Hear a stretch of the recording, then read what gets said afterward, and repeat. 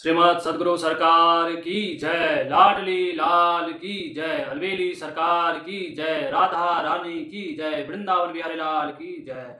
गोस्वामी श्री तुलसीदास जी महाराज की जय। इस प्रकार मैना रानी और हेनुमान ने माता पार्वती की महिमा को जाना और अत्यंत प्रसन्न मन से मंगल गान विवाह का कार्यक्रम होने लगा। सभी बारातियों को बुलाया गया। ब्रह्मा जी, विष्णु जी, अनेक देवताओं के जितने भी दल थे सभी दलों को बैठाया गया। नाना भांति के ज्योनार हुए, परोसन हुआ। सादर बोले सकल बराती, विष्णु बिरंची देव सब जाति। विविध भांति बैठी जेवनारा, लागे परूसन निपुण सुवारा। विविध पंगत में जेवनारे बैठी और निपुण रसोईया परोसने लगे। नारी वृंद सुर जेवत जानी, लगी देन गारी मृदुबानी। देवता लोग सभी देवताओं को भोजन करते देख नारी लोग तरह तरह के गालियां दे रहे हैं। गारी मधुर स्वर देहि सुंदर बिंग्य वचन सुनावही, भोजनु करहि सुर अति विलंबु विनोद सुनि सचु पावही। सुंदर सुंदर नारियां व्यंग्य वचन करके भोजन करते समय सभी को गाली सुना रही है, मीठे मीठे। देवता लोग भोजन करने में जानबूझकर और देरी कर रहे हैं। बहुत ही आनंद हो रहा है। सभी बाराती को भोजन के बाद हाथ पैर धुलाकर पान दिया गया। फिर जो जहां ठहरे थे सभी चले गए। फिर मुनियों ने लौटकर हिमवान को लग्न सुनाई और विवाह का समय देखकर देवताओं को बुलावा भेजा। भोजन पश्चात सभी जनवासी में आराम करने के चले गए। फिर लग्न को मुनियों ने हिमराज को सुनाया। फिर विवाह का शुभ समय देखकर वर पक्ष को बुलाया गया। बोली सकल सूर सादर लीने, सबहि जथोचित आसन दीने। सिंहासनु अति दिव्य सुहावा, जाई न बरनि बिरंची बनावा। बैठे शिव विप्रन सिरुनाई, हृदय सुमिरी निज प्रभु रघुराई। सभी बाराती जब फिर विवाह हेतु आ गए तब सभी को उचित सिंहासन दिया गया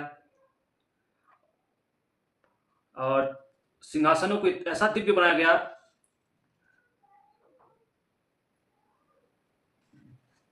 कि जिसे देखते ही बनता है जिसे ब्रह्मा जी ने स्वयं बनाया था। और उस जिसमें शिव जी बैठते, उस ब्रह्मा जी द्वारा रचित सिंहासन में शिव जी समस्त मुनि सप्तऋषियों को प्रणाम करके, मुनि ऋषि को प्रणाम करके और भगवान श्री रघुनाथ जी को हृदय में धारण करके बैठे।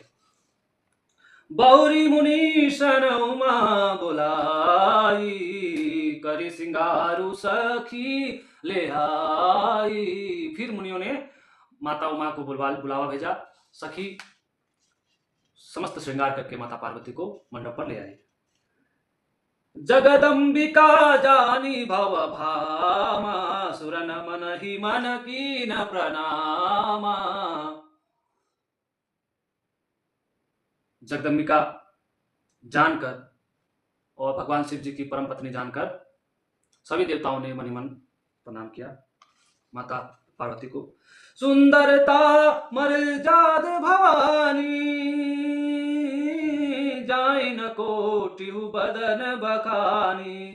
कोटि हूँ बदन नहीं बने बरनत, जग जननी शोभा महासकुचहि कहत। श्रुति शेष सारद मंदमति तुलसी कहा, छवि खानी मातु भवानी गवनी। मध्य मंडप शिव जहां, अवलोक सकहि न सकुच प्रतिपद। कमल मनु मधुकर तहां।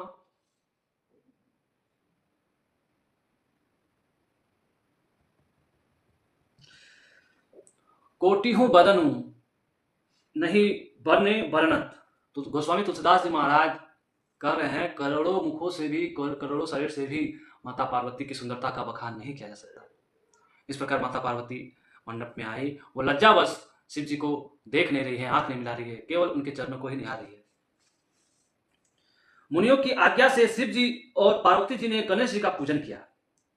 यहाँ गोस्वामी जी बोल रहे हैं कि मन में देवताओं को अनादि समझकर कोई संशय ना करे कि माता पार्वती और शिव जी का तो विवाह हुआ नहीं, तो गणेश जी कहाँ से आ गए।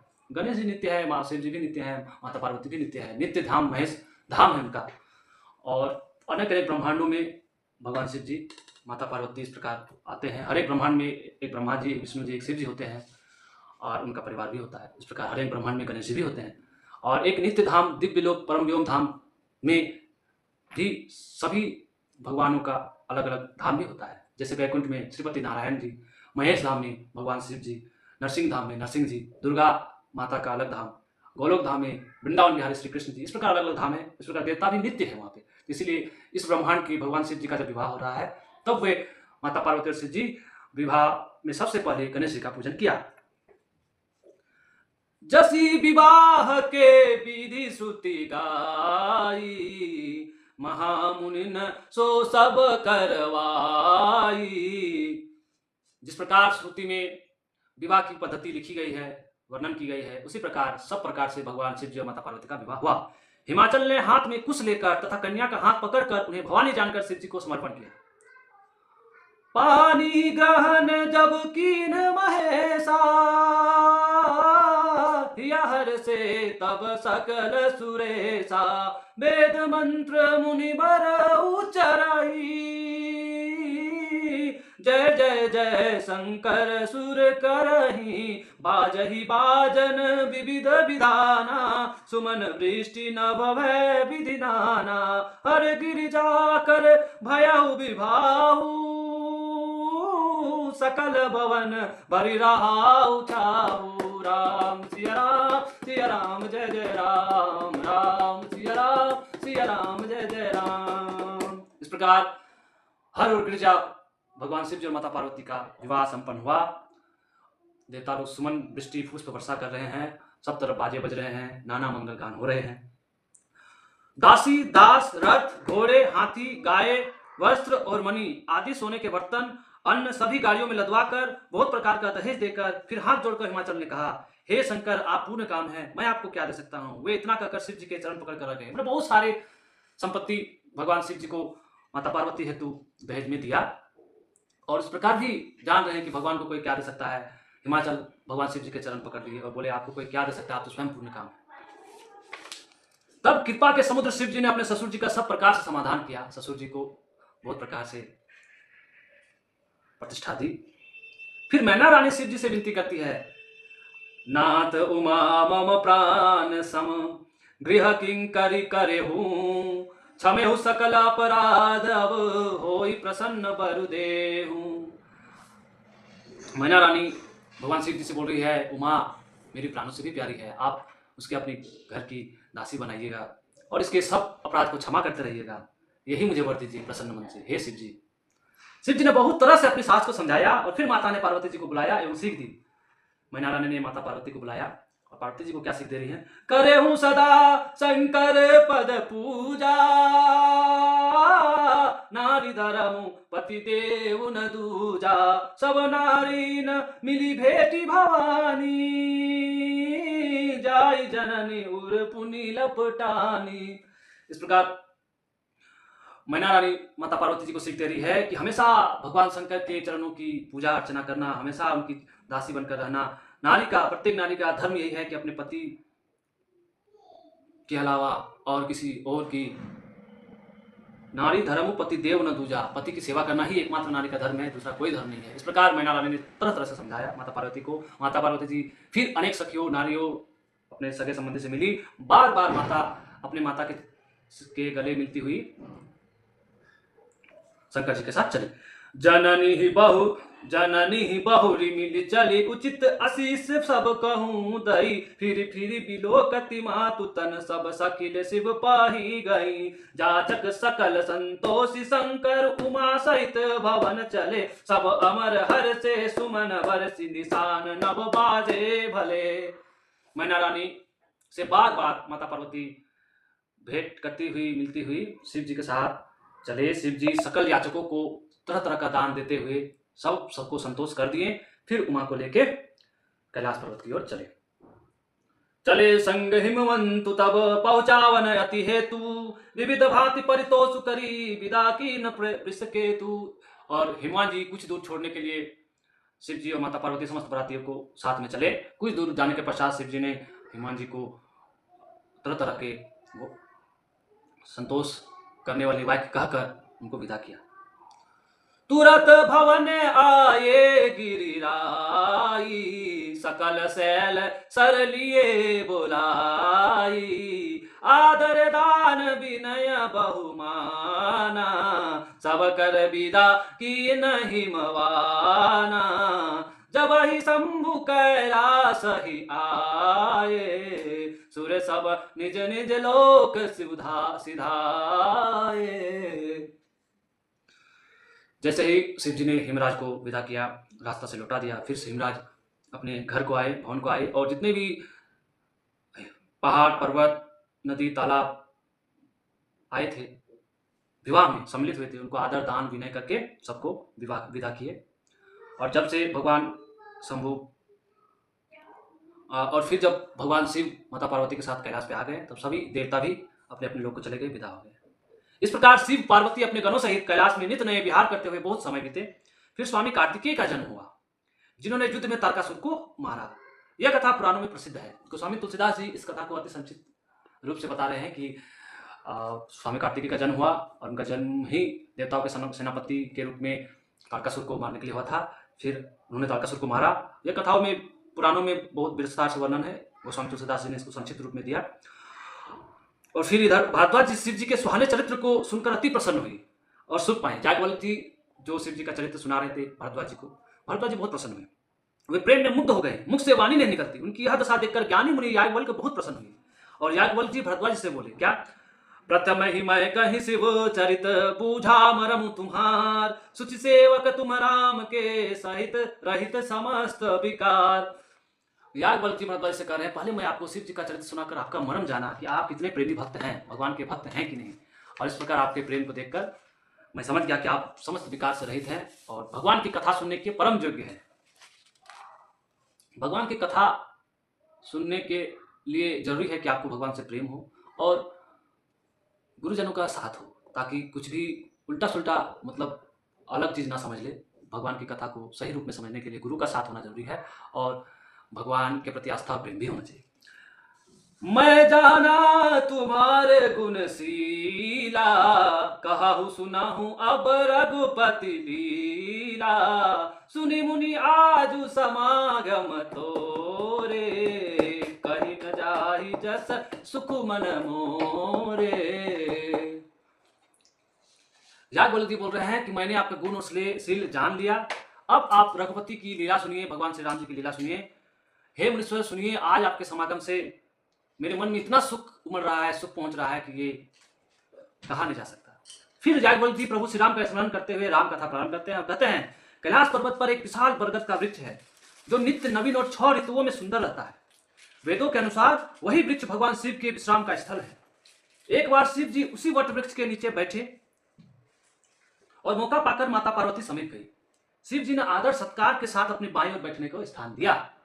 माता सती को जब बाईं ओर स्थान नहीं दिया था, सामने दिया था, उसके बाद से माता पार्वती विवाह हुई और उसके बाद से उन्होंने बाईं ओर स्थान दिया। माता पार्वती आई एक बार मौका पाकर शिव जी के समक्ष, भगवान शिव जी ने बाईं ओर अपने बैठने को कहा। माता पार्वती कहती है, जो मोह पर प्रसन्न सुख राशि, जानिय सत्य मोहि निज दासी, तो पर प्रभु हो हरहु मोरे अज्ञाना, कही रघुनाथ कथा विधि नाना।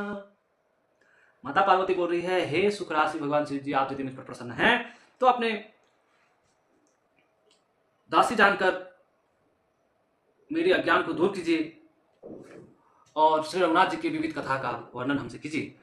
प्रभु जय मुनि परमारथवादी, कहि राम कहु ब्रह्मानादि, शेष सारदा वेद पुराना, सकल करहि रघुपति गुण गाना। तुम पुनि राम राम दिन राति, सादर जपहु अनंग अराति, राम सोवद नृपति सुत सोई, की अजर गुण अलख गति कोई। फिर माता पार्वती जी शिव जी से बोल रही है, हे प्रभु मेरी अज्ञान को दूर कीजिए। क्या जो परमार्थवादी मुनिजन हैं, जो परमार्थवादी मुनिजन जिस राम को ब्रह्म और अनादि करके कहते हैं, जिस रघुपति के गुणगन को सदा शेष और शारदा गाते हैं, वेद पुराण तरह तरह से भरे पड़े हैं भगवान श्री राम के गुणों का बखान करते हुए, और आप भी दिन रात राम नाम का जप करते रहते हैं, हे शिव जी क्या वो राम अवध के राजकुमार श्री राम है कि कोई और अन्य अगुण निराकार कोई ब्रह्म है? इस अज्ञान को दूर कीजिए और इस संशय को मुझे मिटाइए, मेरे इस संशय को दूर कीजिए। माता पार्वती बोल रही है कि भगवान श्री राम वही अयोध्या के राजकुमार श्री राम जी है जिसका वेद में वर्णन है, कि वेद में वर्णन श्री राम जी जिसका आप जप करते हैं, वेदों पुराणों में जिसका गुणगान बखान है, वो कोई और है। जो नृपतनयत ब्रह्म किमी नारी विरह मति फोरी भोरी, देखी चरित महिमा सुनत भ्रमति बुद्धि अति मोरी। माता पार्वती बोल रही है, यदि अयोध्या के राजकुमार श्री राम यदि ब्रह्म भगवान है तो फिर वो नारी के विरह में अत्यंत दुखित क्यों थे? क्योंकि ब्रह्म तो अंतर्जामी होते हैं, फिर वो सीता मैया के विरह में अत्यंत दुखित पीड़ित क्यों थे? इस प्रकार का जो चरित भगवान किए, अयोध्या के राजकुमार किए, इस प्रकार से मुझे भ्रम हो गया, क्या वह सही में भगवान है? अज्ञ जानी रिस उर्जन धरहूं, जही विधि मोह मिटे सोई करहूं। मुझे अज्ञानी जानकर हे शिव जी, हे पतिदेव, मुझ पर गुस्साइए मत, मुझ पर क्रोध मत कीजिए, जिस प्रकार मेरा अज्ञान दूर हो वही उपाय कीजिए। बंदौ पद धरि धरनि सिरु, विनय करऊं कर जोरी, वरनौ रघुवर विशद जसु, श्रुति सिद्धांत निचोरी। माता पार्वती बोल रहे हैं, मैं आपके चरण पकड़कर विनती कर रही हूं, शास्त्रों के सिद्धांत को निचोड़ कर भगवान श्री रघुवर के विमल विशद जस का वर्णन कीजिए। अति आरती पूछहु सुर राया, रघुपति कथा कहूं करिदाया। प्रथम सो कारण कहु विचारी, निर्गुण ब्रह्म सगुण बपुधारी। पुनि प्रभु कहु राम अवतारा, बाल चरित पुनि कहु दारा। माता पार्वती अत्यंत दीन भाव से शिव जी से रामचरितमानस को कहने के लिए कह रही है और पूछ रही है, पहले वो कथा कीजिए, पहले वो कथा कहिए जिस कारण से निर्गुण ब्रह्म सगुण बन के हमारे लोक में आए। फिर किस प्रकार भगवान श्री राम का अवतार हुआ, किस प्रकार उनके बाल चरित्र हुए, किस प्रकार जानकी का विवाह हुआ उनसे, किस प्रकार राज्य को तजा और वन में बसी किए, किस प्रकार नाना चरित किए एवं किस प्रकार रावण को मारा, यह सब कथा कहिए। कहु कथा जाने की विभाई, राज तजा सो दूषण काई। बनवस कीने चरित अपारा, कहु नाथ जिमि रावण मारा। बहुरी कहूं करुणायतन, कीन्ह जो अचरज राम। प्रजा सहित रघुवंश मणि, किमि गवने निज धाम। हे भगवान शिव जी, नाना चरित कहने के पश्चात ये भी बोलिए कि किस प्रकार भगवान ने कौन कौन से अचरज काम किए और किस प्रकार प्रजा के साथ अपने धाम को गए। और राम रहस्य अनेका, कहु नाथ अति विमल विवेका। जो प्रभु मैं पूछा नहीं होई, सो दयाल राखहु जनि गोई। प्रश्न उमा के सहज सुहाई, छल विहीन सुनि शिव मन भाई। माता पार्वती जी बोल रही है कि और भी भगवान श्री राम के जो रहस्य है, रहस्यमय लीला है, वो भी सुनाइए, जो मैं नहीं जानती हूँ वो भी सुनाइए, और जो मैं आपसे पूछा नहीं वो भी आप छुपा के मत रहिएगा, वो भी अवश्य बताइएगा। इस प्रकार उमा जी ने भगवान शिव जी से प्रश्न कहा। ये प्रश्न भगवान शिव जी को अत्यंत प्रसन्न किया, उनके मन को अत्यंत भाया। शिव जी 2 घड़ी तक श्री राम कथा ध्यान में डूबे रहे, फिर मन को बाहर खींचकर प्रसन्न हो श्री रघुनाथ जी का चरित्र वर्णन करने लगे। भगवान शिव जी अत्यंत प्रसन्न हुए कि श्री राम की कथा का वर्णन करने का मौका मिलेगा। भगवान शिव जी ने अपने मन में श्री राम कथा का पूरा अवलोकन किया और फिर चरित्र वर्णन स्टार्ट करते हैं। शिव जी श्री राम जी की वंदना कर रहे हैं। बंदौ बाल रूप सोई रामू, सब सिद्धि सुलभ जपत जिसु नामू। मंगल भवन अमंगल हारी, द्रवहु सो दशरथ अजीर बिहारी। राम सिया राम जय जय राम, राम सिया राम जय जय राम। भगवान शिव जी सर्वप्रथम भगवान श्री राम जी की वंदना करते हैं। बंदौ बाल रूप सोई रामू, सब विधि सुलभ जपत जिसु नामू। सब सिद्धि सुलभ जपत जिसु नामू। मैं उस बाल रूप भगवान श्री राम जी को प्रणाम करता हूँ, वंदना करता हूँ, जिसके नाम जपने से सर्व सिद्धि सुलभ हो जाती है। और मंगल भवन अमंगल हारी, जो मंगल के करने वाले हैं और अमंगल को हरने वाले हैं, वो श्री राम। द्रवौ सो दशरथ अजिर बिहारी, वो दशरथ के आंगन में विहार करने वाले, दशरथ के आंगन में खेलने वाले वो प्रभु श्री राम जी हम पर द्रवित हो, हम पर दया करें। मंगल भवन अमंगल हारी, द्रवौ सो दशरथ अजिर बिहारी। दशरथ के आंगन में खेलने वाले मेरे प्रभु श्री राम मुझ पर द्रवित हो, जो मंगल को करने वाले, सर्व मंगल करने वाले और सर्व अमंगल को हरने वाले हैं।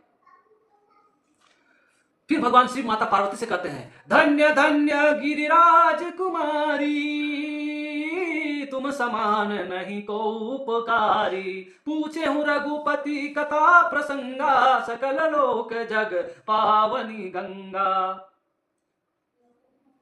भगवान शिव जी माता पार्वती बोल रहे हैं, माता पार्वती को बोल रहे हैं कि तुम धन्य हो भवानी, धन्य हो। तुम समान मेरा कोई हितकारी नहीं है, क्योंकि तुमने भगवान श्री रघुनाथ जी की कथा हमसे पूछी है।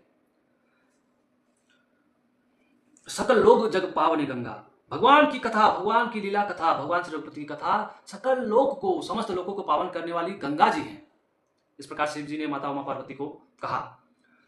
तो इस प्रकार जिस भी कारण से, जिस भी विधि से हमें भगवान की लीला कथा कहने सुनने का मौका मिले, वो परम उपकारी है, क्योंकि उससे हमारा हृदय शुद्ध होता है। और हृदय जब शुद्ध हो जाता है तो उसमें दिव्य प्रेम गुरु महाराज और भगवान भर देते हैं।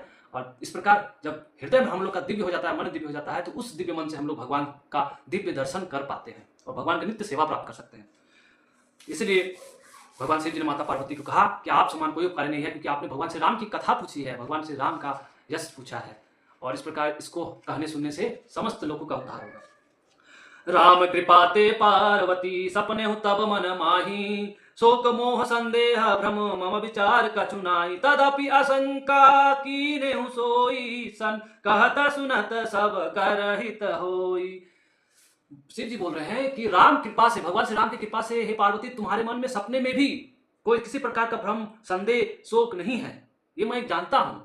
लेकिन फिर भी आपने शंका की है। क्यों शंका की है? कि कहने से, सुनने से ये जो आप शंका की है, मैं उसका उत्तर दूंगा। और इस प्रकार ये जो विचार समस्त लोग वासी सुनेंगे तो उससे उनका कल्याण होगा। इसीलिए आपने लोक कल्याण हित इस प्रकार का नाटक नौटंकी किया और शोक, संदेह और भगवान के